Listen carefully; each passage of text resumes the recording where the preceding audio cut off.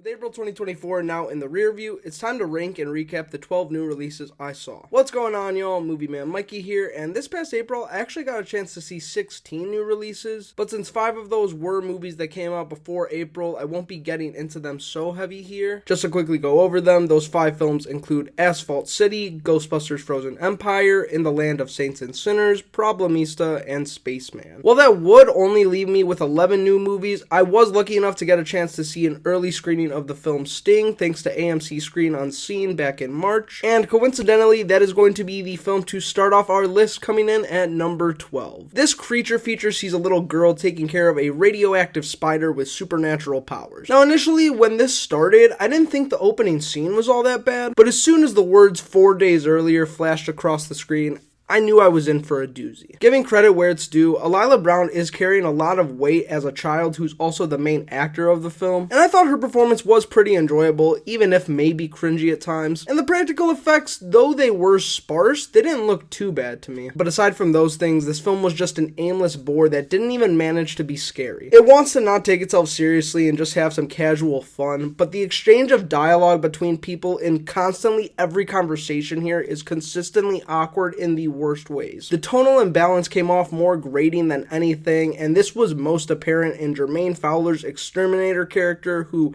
was not funny. It does nothing to stand out from any other disposable horror film. I can't see myself recommending this to many, if any, people, so that's why Sting comes in at last place in number 12. Number 11 on the list is going to be Boy Kills World, one of the year's biggest disappointments so far. Between the hyperviolence laced across the trailer, the over-the-top editing and narration from H. John Benjamin conveyed a more fun than serious tone overall. And when the movie played into that, I had a good time. Bill Skarsgård is entertaining with his purely physical performance, the action choreography is badass. It's really in the second half of this movie where I really began to lose interest. There are twists thrown in and revelations made that were just all too convoluted. Charlton Copley, who is known commonly for his absurd character work, is massively underutilized as one of the many villains. And alongside him, I did not find Brett Gelman or Michelle Dockery to be entertaining, funny, or really anything that a villain should be. That being said, I still did like the performances from Famke Janssen and Jessica Roth, even if I didn't love how their characters were written. Arguably though, my favorite supporting character in the movie was Andrew Koji as the lively Smasho. I thought his dynamic with Skarsgård was definitely one of the better parts of the movie. Overall though, the bold creative choices that were made in the second half did more to sabotage than save my viewing experience, so that is why this comes in at number 11. Starting off our top 10 is Monkey Man, Dev Patel's directorial debut following a slew of respectable performances. Before this was even released, a lot of people, myself included, levied a criticism toward the film that it looked like a John Wick wannabe, and without spoilers, I'm glad the movie does acknowledge that in some capacity. It did admittedly make me smile. Patel is harkening back to old school unstoppable action heroes here in the main role, and I think he's able to pull it off pretty believably. And despite it being his first time in the director's chair, the awesome fight choreography does not make that entirely apparent. When it comes to the storytelling, I did feel that the script came off half-baked at times, most notably in the film's middle act. With politics tying into the villain's main motivation, it didn't feel like the film devoted an adequate amount of time to that part of the story. It was also in this middle act that I felt the pacing definitely slowed down, but thankfully the best action sequences are saved for the finale, which brings everything home in a serviceable conclusion. So while I might not have completely loved this movie, I'm glad to say I'm still interested in checking out Patel's next feature film, so that's why Monkey Man comes in at number 10. Coming in at number 9 is Abigail, the latest release from Radio Silence, who had last brought us Screams 5 and 6. This film sees the directing team once again working with Melissa Barrera as the central lead of entertaining, albeit generic, criminal characters. Now, ever since the trailer got released a few months ago, there's been a lot of talk online if they should have even revealed the antagonist to be an unexpected ballerina vampire. And while I did think it could have made the ultimate reveal even more impactful, that didn't ruin the experience too much for me. The bigger issue for me was having this relatively simple concept stretched across a near 2-hour runtime. By the time we arrived in the last 30 or so minutes, I felt like the film had blown its load in both regards to character arcs and kills. The emotional beats they were trying to strike in the end really were not working for me, and I just felt this was at its best when it wasn't taking itself too seriously. I mean, between. Most of the humor in the film I found myself laughing at. The supporting cast made up of Catherine Newton, Angus Cloud, and Dan Stevens, among others, all fit their characters well into the absurd surrounding universe. All in all, while I didn't think this came without its faults, I enjoyed Abigail enough to have it land here at number 9. Number 8 for me is going to be The First Omen, the first attempt to resurrect the Omen universe since 2006's shot-for-shot remake. The goofy title shares the same problem as 2018's The First Purge, referencing itself as the first while actually acting as a prequel to the original. Setting that aside though, I actually found this to be a pretty enjoyable watch. I'd even go as far to say this is the second best in the whole Omen franchise next to the original. One problem I've consistently had with the series is its natural slow pacing, and that doesn't change much here, but it's the story in between, trying something different than any of the prior sequels, that makes this one more compelling. This was the first time I and many others were introduced to Nell Tiger-Free as she plays the lead here, so I was pleasantly surprised to see her give an unforgettable performance. Ralph Ineson is good in pretty much everything I've seen him in, and he continues that streak here as the priest that is helping our main character. And this is also probably the best looking the series has ever been, with Aaron Morton producing some stunning cinematography. There are a couple twists thrown in at the end that felt a tad convoluted to me, and I thought the conclusion felt pretty abrupt, but nonetheless, The First Omen was a good enough watch to be the first 3 out of 5 on this list, so that's why it lands here at number 8. Number 7 on my list is The Absence of Eden, a immigration drama led by the talents of Garrett Hedlund and Zoe Saldana. I wouldn't be too surprised if not many people heard about this. I myself didn't even know this was a thing until Showtime just started popping up out of nowhere, so it would be shocking that 2 actors of such a high caliber are randomly leading in this indie film until you find out the director is Saldana's husband, Marco Perego. With this being his first feature film, the solid performances from his wife and Hedlund do a lot to help out the overall simplistic direction. And with their characters both representing opposite sides of the immigration issue, the story has a nuanced perspective that I thought was pretty refreshing to watch. In saying that, each character does have their own separate story going on, and while they do eventually converge, they each have their own respective positives and negatives. Though it was understandable, the bleak arc that Zoe Saldana is playing was pretty boring to sit through, especially the first 20-30 minutes. On the other hand, Garrett Hedlund has a relationship with Adria Arjona, which I thought worked pretty well. So while I don't know if or when I'd ever watch this again, I thought it was well done enough to come in at my number 7 spot. The next film on the list, and number 6, is The Ministry of Ungentlemanly Warfare, Guy Ritchie's latest action film about taking out Nazis. Essentially what this is his own over-the-top interpretation of the real Operation Postmaster. We're following 4 guys on a mission to sabotage the resupply of Nazi U-boats. And when it comes to Guy Ritchie, I've seen a few of his movies in the past, most recently the 2 that he came out with last year, Operation Fortune and The Covenant, but I still have yet to see his most beloved titles like Snatch, Rock and Rolla, Lock, Stock, and Two Smoking Barrels. So keeping that in mind, I think this one is without a doubt my favorite movie of his. The main group of guys here are all embracing the absurd atmosphere in the best way possible. It's nice to see Henry Cavill give an entertaining performance this year after being in the awful Argyle. I thought he and Alex Pettyfer gave my favorite performances. Also was not expecting to see Hardin Scott from the after films come in here, but Hero finds Tiffin with the limited screen time he has is fine. Isa Gonzalez and Babs Olusanmakun,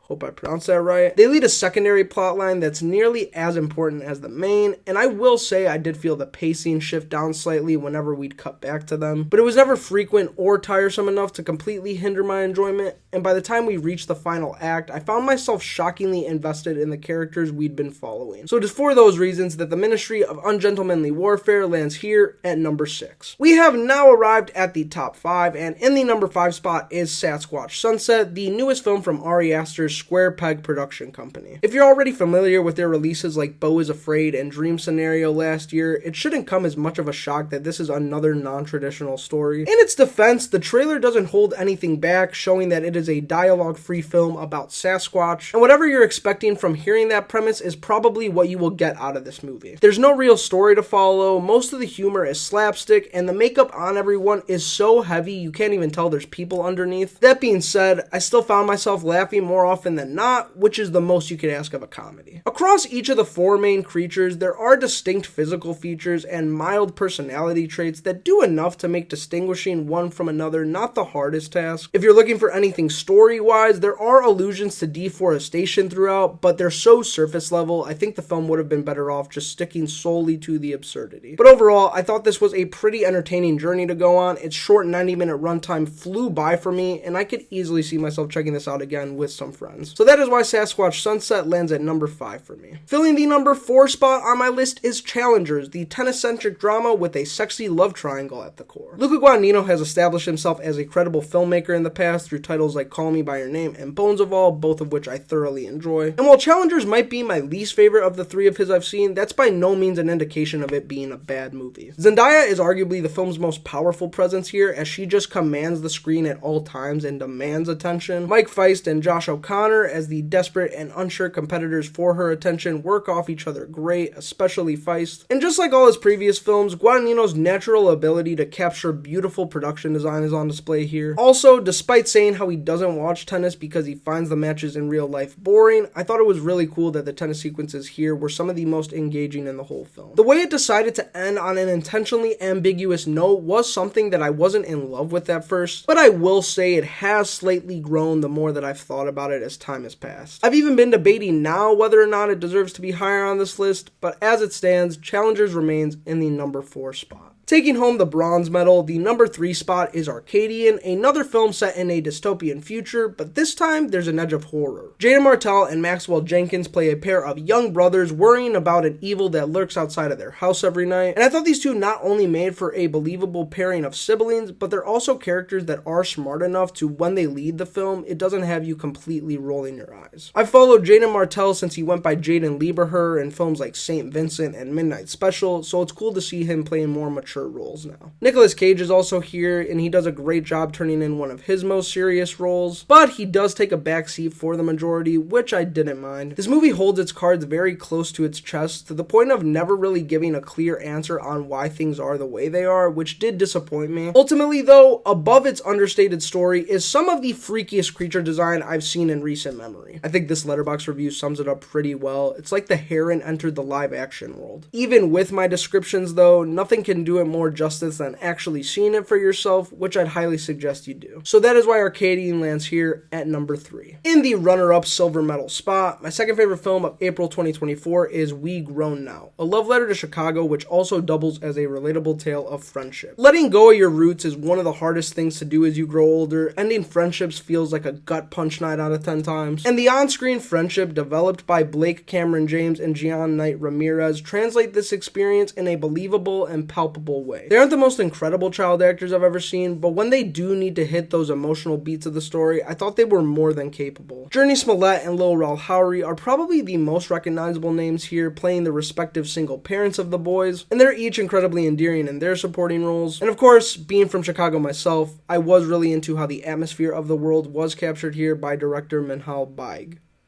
Hope I pronounced that correctly. The message can be heavy-handed at times, and the runtime maybe could have been 5 to 10 minutes shorter, but overall, for me, it didn't take much away from the authentic atmosphere, and I still enjoyed it enough to land it here in second place. But coming in first place to me has got to be A24's latest film, Civil War. Yet again, we are talking about another film set in a dystopian reality, the third one on this list. Wow. Well, I can see where the criticism is coming from a lot of people regarding the film's lack of politics and really taking a side. I'd almost say it works more in the film's favor, as it allows the audience to reach their own conclusions. Whether in a good or bad way, Alex Garland has etched himself into the industry with films like Ex Machina and Annihilation. His last film, Men, didn't get the best critical reception. I thought it was okay, but with Civil War, I'm happy to say it's my second favorite next to Ex Machina. One of the biggest technical factors contributing to this film's success is the unsettling sound design. The jarring transitions from quiet scenes to bullets just whizzing past absolutely had me on the edge of my seat, and Alex Garland's visceral direction pairs up well with making the atmosphere feel even more tense. Kirsten Dunst, Kaylee Spaney, Wagner Moura, and Stephen McKinley Henderson are all delivering somber performances as well that makes the surrounding horror feel all the more real. I didn't have a better experience in theaters last month than this, so it had to be my favorite film of April 2024. So those are all of my rankings of the 12 new releases I saw last month. You can find my full list linked on Letterboxd down below, where you can also see my opinion on thousands of other movies. And now it's time for y'all to sound off in the comments. What movies did you see last month? What were your favorite? What were your least favorite? Whatever they are, it should be a fun discussion down there. And yeah,